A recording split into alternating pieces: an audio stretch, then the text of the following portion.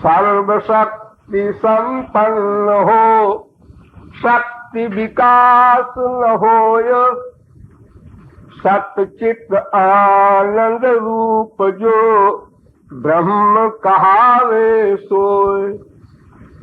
ब्रह्म की परिभाषा, तो ब्रह्म परमात्मा भगवान तीन है ना, उसमें ब्रह्म की परिभाषा पहली।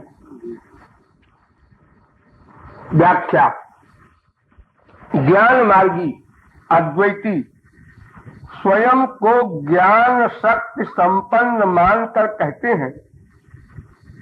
कौन तो देखो, स्वयं को ज्ञान मानते, स्वयं को ज्ञान शक्ति संपन्न मानकर कहते हैं कि ब्रह्म निशक्तिक है।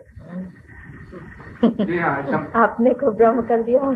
स्वयं को तो सशक्तिक मान रहे हैं और स्वयं ही ब्रह्म है मानते हैं, और ब्रह्म निशक्तिक है। उनका कहना है कि माया अर्थात जड़ शक्ति ब्रह्म में कैसे रहेगी। जरा उनसे पूछो कि कोई भी शक्तिमान में न रहेगी तो क्या उनकी जेब में रहेगी? शक्ति तो शक्तिमान में ही रहेगी, और कहाँ रहेगी? अग्नि की शक्ति जलाने की है तो कहाँ ले जाओगे उसको, तुम अग्नि से निकालते। इस पर वे कहते हैं कि शक्ति है ही नहीं, शक्ति होने की बात ही मिथ्या है। फिर उनसे पूछो कि शक्ति के ब्रह्म ने सृष्टि कैसे की? ब्रह्म के संकल्प ही से तो सृष्टि हुई। वेद कहता है सो काम्यत स इच्छत स इच्छां चक्रे तदा इच्छत। और फिर वेद ने यह भी कहा है कि उसने संकल्प ही नहीं किया, वरन देखा, मुस्कुराया, श्वास लिया, सोया। और कोटेशन, दीक्षित मस्त पंचभूतानि स्मृत में तस्य चराचरम सुप्तन शास्त्र महाप्रलय। इस पर वे अद्वैती घबरा कर कहते हैं कि सृष्टि काल में ही शक्ति आ गई होगी। जब सृष्टि करना हुआ तो उस समय शक्ति आ गई। किंतु उनसे कहो कि जब ब्रह्म के सिवा कुछ था ही नहीं और ब्रह्म के भीतर शक्ति तुम मानते ही नहीं तो आ कहां से जाएगी? अरे ब्रह्म के भीतर शक्ति है ही नहीं, तुम निशक्ति कहते हो, और ब्रह्म के अतिरिक्त तो कुछ है ही नहीं तो शक्ति कहां से आ गई? इस पर झल्ला कर वे कहते हैं कि सृष्टि हुई ही नहीं, सब मन की कल्पना है। पुनः उनसे पूछो कि यह कल्पना या स्वप्न किसने किस शक्ति से देखा? अरे स्वप्न देखने में भी तो शक्ति लगेगी, ऐसे कैसे देखेगी? सत्ता कैसे स्वप्न देखेगी? बेचारे चुप हो गए। अच्छा, एक अंतिम प्रश्न और पूछ लो कि अद्वैती जी, ब्रह्म की सत्ता की रक्षा किसी शक्ति से ही तो होती होगी। ब्रह्म की सत्ता की रक्षा, फिर तो वो सशक्तिक हो गए। अद्वैती ज्ञानी जन बिंब प्रतिबिंबवाद मानते हैं, अतः इस विषय में भी कुछ बात हो जाए। हाँ, तो अद्वैती जी ब्रह्म निराकार ही है और अंतःकरण भी निराकार ही है ना? हाँ, दोनों निराकार है। अब यह बताओ कि प्रतिबिंब साकार वस्तु का ही पड़ता है या निराकार का भी प्रतिबिंब पड़ता है? और यह भी बताओ कि साकार वस्तु का प्रतिबिंब साकार वस्तु पर पड़ता है या निराकार वस्तु पर भी पड़ता है? दो क्वेश्चन जी।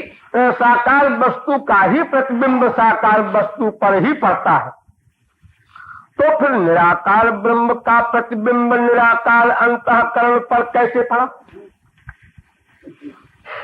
अच्छा, एक बात और बताने का कष्ट करो, वो ये कि ब्रह्म कर्ता भोक्ता है या अकर्ता अभोक्ता है? जी, ब्रह्म अकर्ता अभोक्ता ही है। अच्छा, अब यह बताओ कि बिंब ब्रह्म जब अकर्ता अभोक्ता है तो उसका प्रतिबिंब कर्ता भोक्ता कैसे हो गया? उसी परचा जब बिंब कर्ता भोक्ता नहीं है उसी परचा तो परछाई कैसे कर्ता भोक्ता हो गई? क्योंकि शंकर ने जन्माद जस्त जटा ब्रह्मसूत्र में आत्मा को अनंत एवं कर्ता भोक्ता माना है। वो तो कहते हैं आत्मा कर्ता भी है भोक्ता भी है, और ब्रह्म कर्ता भोक्ता है ही नहीं, तो ब्रह्म का ही तो प्रतिबिंब तुम मानते हो आत्मा को, वो कैसे हो गया? यदि कोई न माने तो फिर वेदांत का उपदेश श्रवण मनन निध्यासन किसको करना है और क्यों? अगर कोई कहे हम आत्मा को भी कर्ता भोक्ता नहीं मानते, तो अगर आत्मा को कर्ता भोक्ता नहीं मानते तो वेद का उपदेश किसके लिए? क्यों? फिर श्रवण मनन आदि तुम क्यों कराने को कहते हो? वो करेगा नहीं कुछ, तो अकर्ता है। इस तरह की व्याख्या है। अगर बुद्धिजन्य व्याख्या सुनना हो तो दूसरी सुनो।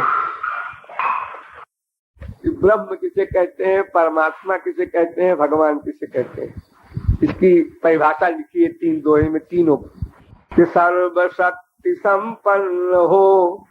ब्रह्म की परिभाषा सर्वशक्ति संपन्न हो और शक्ति विकास न होए।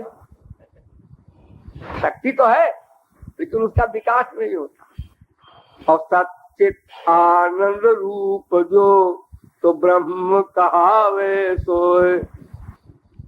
तो इसकी व्याख्या जब किया तो हमने कहा कुछ भोले भाले अद्वैती लोग कहते हैं कि ब्रह्म में कोई शक्ति नहीं है, वो निशक्तिक है।